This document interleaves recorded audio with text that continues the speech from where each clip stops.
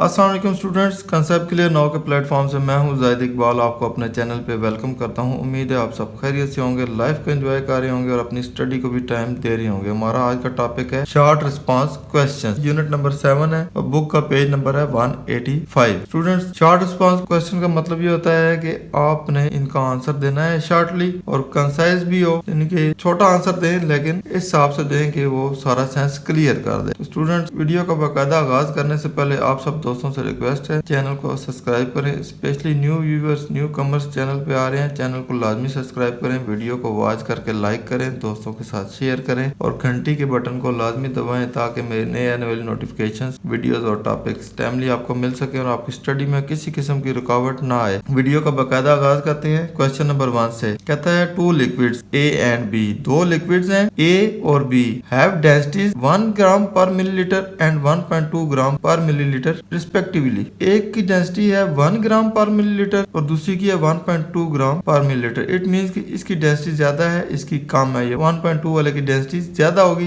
When both liquids are poured into a container, जब दोनों liquids को एक कंटेनर के अंदर उल्टा दें, one liquid floats on top of the other, एक लिक्विड दूसरे के ऊपर फ्लोट करना शुरू हो जाएगा, उसके ऊपर आ जाएगा। विच liquid is on top and why. अब ये पूछ रहा है कि इनमें से कौन सा लिक्विड ऊपर आएगा और क्यों आएगा। तो स्टूडेंट्स, इसको कहते हैं डेंसिटी स्ट्रेटिफिकेशन, यानी कि डेंसिटी की एक सतह बंदी आपने कर ली, एक लेवल आपने बना दिया। दो लेवल वाली डेंसिटीज हैं, एक की ज्यादा है एक की कम है, तो वो आपने ऊपर नीचे कर ली। डेंसिटी का फॉर्मूला है मास पर यूनिट वॉल्यूम, यानी कि किसी भी वॉल्यूम के अंदर जितना ज्यादा मैस होगा डेंसिटी उतनी ज्यादा होगी, जितना कम मैस होगा डेंसिटी उतनी कम होगी। तो हमारे पास एक है ए, दूसरा है बी।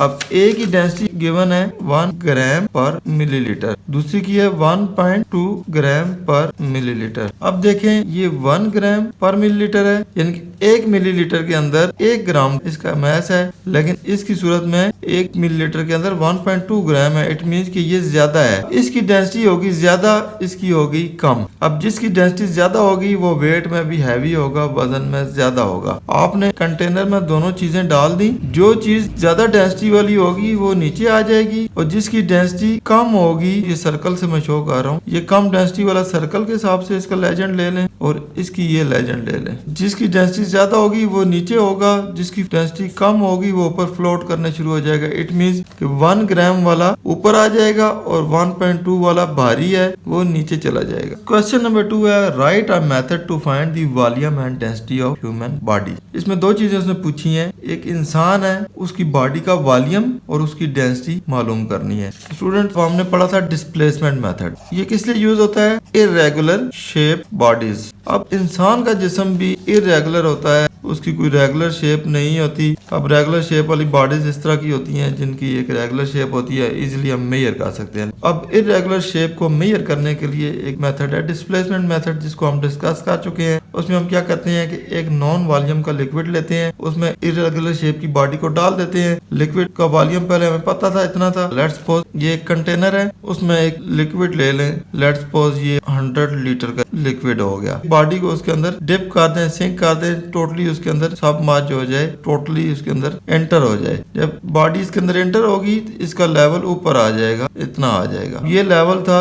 ए, अब लेवल हो गया बी। अब इजीली आप इसका वॉल्यूम निकाल सकते हैं कि बी में से ए को माइनस कर दें। लेट्स सपोज पहले 100 लीटर था, अब हो गया 180 लीटर। इट मींस कि इसका वॉल्यूम अब 80 लीटर ऊपर आ गया। वॉल्यूम ऑफ बॉडी 80 लीटर होगी। अब रह गया डेंसिटी। तो student, density is equal to mass पर यूनिट वॉल्यूम। अब वॉल्यूम हमने निकाल लिया, 80 लीटर है। मैस हम इजीली एक वेट मशीन के ऊपर इस बंदे को खड़ा करेंगे, उसका वेट निकाल लेंगे। वेट लेट्स सपोज निकला 100 किलोग्राम। तो हम डेंसिटी निकालेंगे, density is equal to mass हो गया 100 किलोग्राम और वॉल्यूम हो गया 80 लीटर्स। तो स्टूडेंट, जब हम इसको प्रोसेस करेंगे तो आंसर आएगा 1.25 किलोग्राम पर लीटर। अगर इसको मिलीलीटर में और ग्राम में लाना चाहे वो भी हम इजीली ला सकते हैं। इट मीन इसकी डेंसिटी क्या होगी 1.25 किलोग्राम पर लीटर और इसके वॉल्यूम हो गया 80 लीटर। दोनों आंसर निकल आए। क्वेश्चन नंबर 3 है how is plasma the fourth state of matter, give a reason. हम आज तक सुनते आए हैं कि मैटर की 3 स्टेट्स होती है, सॉलिड, लिक्विड एंड गैस। अब चौथी स्टेट आ गई है प्लाज्मा। तो स्टूडेंट्स प्लाज्मा भी एक मैटर है, इसके अंदर हाईली आयनाइज्ड आयंस होते हैं जिनको कैशंस कहते हैं। अब स्टूडेंट्स इसके अंदर भी वही चीजें हैं जो बाकी मैटर में होती हैं, जैसे सॉलिड, लिक्विड और गैसेज हैं, उनके अंदर एटम्स होते हैं जिसमें एक सेंटर में न्यूक्लियस होता है जिसमें प्रोटॉन्स और न्यूट्रॉन्स होते हैं, साइडों पे इलेक्ट्रॉन्स होते हैं। ये 3 चीजें इसके अंदर मौजूद होती हैं सॉलिड, लिक्विड एंड गैसेज में। इसके अंदर भी यही चीज है, इसके अंदर पॉजिटिव आयंस होते हैं जो प्रोटॉन की जगह काम करते हैं। अच्छा, न्यूट्रल गैसेज होती हैं जो कि न्यूट्रॉन की जगह काम करती हैं। उसके अलावा इलेक्ट्रॉन्स होते हैं जो कि सेम है। स्टूडेंट इसमें भी वही तीनों चीजें हैं जो बाकियों में मौजूद है, इसलिए प्लाज्मा को भी fourth state of matter consider करते हैं कि ये भी एक मैटर की किस्म है। जब किसी सब्सटेंस को बहुत ज्यादा हीट अप कर दिया जाए और उसके अंदर इलेक्ट्रिकल और इलेक्ट्रोस्टैटिक चार्ज गुजार दिया जाए तो वो आयनाइज्ड हो जाती है। इस प्रोसेस की वजह से वो अपने इलेक्ट्रॉन्स को लूज कर देती है और उसका पॉजिटिव आयन रह जाते हैं, इसलिए वो हाईली आयनाइज्ड हो जाती है। यूनिवर्स में बहुत ज्यादा जिस चीज की मिकदार है वो प्लाज्मा है। जो चीज हमें यूनिवर्स में नजर आ रही है, रोशनी पैदा कर रही है, वो प्लाज्मा की वजह से कर रही है, इसलिए ये भी एक बहुत अबंडेंट एलिमेंट है, इसलिए इसको fourth state of matter consider कर लिया गया है। क्वेश्चन नंबर 4 है why water is not used in liquid in glass thermometers. तो स्टूडेंट जो लिक्विड इन ग्लास थर्मामीटर होते हैं उनके अंदर पानी क्यों नहीं इस्तेमाल किया जाता है, उनके अंदर अल्कोहल या मरकरी क्यों यूज किया जाता है। तो स्टूडेंट्स मरकरी और अल्कोहल का बॉइलिंग पॉइंट और मेल्टिंग पॉइंट बहुत ज्यादा है, लेकिन पानी का कम है। वाटर का मेल्टिंग पॉइंट है 0 डिग्री सेंटीग्रेड जो कि 32 डिग्री फ़ारेनहाइट के बराबर होता है। Boiling point of water 100 degree centigrade है जो कि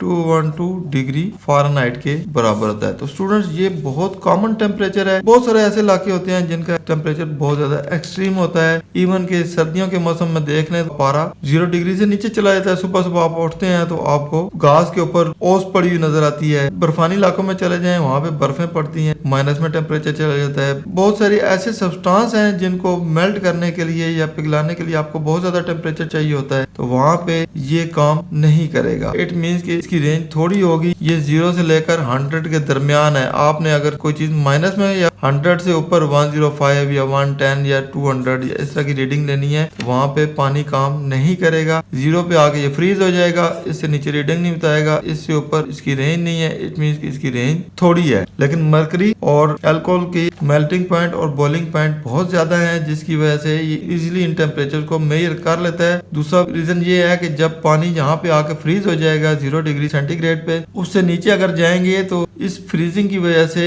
ग्लास के ऊपर पोटेंशियल फोर्सेस पड़ेंगी जिसके अंदर ये पानी फ्रीज हुआ है, तो वो ग्लास ब्रेक हो जाएगा। इट मीन्स कि 0 डिग्री से नीचे जब जाएंगे तो जिस गिलास में आपने पानी डाला हुआ था ऐसा थर्मामीटर यूज कर रहे थे, वो गिलास ट्यूब ब्रेक कर जाएगी। इसलिए पानी को इस्तेमाल नहीं किया जाता एक्सट्रीम टेम्परेचर्स के लिए। क्वेश्चन नंबर 5 है can we increase internal energy of a substance without increasing its temperature. Students body के अंदर पोटेंशियल एनर्जी होती है, जब आप उसको टेम्परेचर देते हैं तो पोटेंशियल एनर्जी के अंदर जो बॉन्डिंग होती है वो टूट जाती है, कमजोर हो जाती है। उसके एटम्स आस्ता आस्ता मूवमेंट शुरू कर देते हैं। जो उसको टेम्परेचर बढ़ाते जाएंगे मूवमेंट ज्यादा होती जाएगी और वो ज्यादा फ्रीली मूव करना शुरू कर देंगे। इट मीन्स कि उसके अंदर काइनेटिक एनर्जी बढ़ गई। जब काइनेटिक एनर्जी बढ़ेगी तो इट मीन्स उस बॉडी की इंटरनल एनर्जी भी बढ़ गई। नॉर्मली ऐसा कोई मेथड नहीं है कि जिसमें हम उसकी इंटरनल एनर्जी बढ़ाएं, लेकिन एक तरीका है जिसको कहते हैं फेज ट्रांजिशन, मतलब एक फेज से दूसरे फेज में जाना। लेट्स सपोज एक फेज था जिसमें पानी फ्रीज था, दूसरा फेज था कि पानी नॉर्मल टेम्परेचर पे था, तीसरा फेज आ गया कि पानी उबलना शुरू हो गया। ये पानी के फेजेस हैं। एक होता है ट्रांजिशन, यानी कि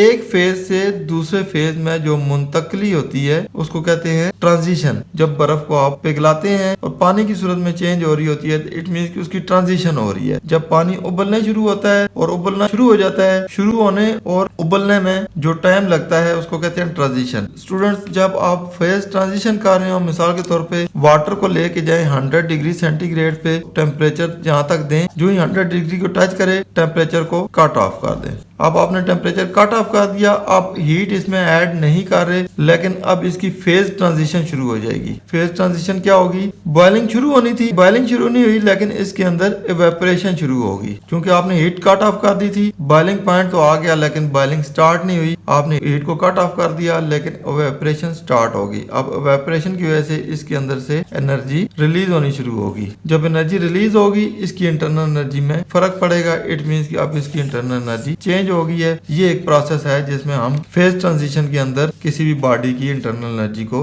चेंज कर सकते हैं। तो स्टूडेंट्स, ये था हमारा आज का टॉपिक जिसमें हमने चैप्टर नंबर 7 के शॉर्ट रिस्पांस क्वेश्चन नंबर 1 से लेकर 5 तक डिस्कस किए। उम्मीद है आपके सारे कंसेप्ट क्लियर हो गए होंगे, बहुत कुछ सीखने को मिला होगा। वीडियो पसंद आए इसको लाइक दोस्तों के साथ शेयर करें। इंशाल्लाह नेक्स्ट वीडियो में हम क्वेश्चन नंबर 6 से लेकर 11 तक डिस्कस करेंगे। इंशाल्लाह नेक्स्ट वीडियो में मुलाकात होती है। ज़ाहिद इकबाल को दुआ में याद रखें। अल्लाह हाफिज।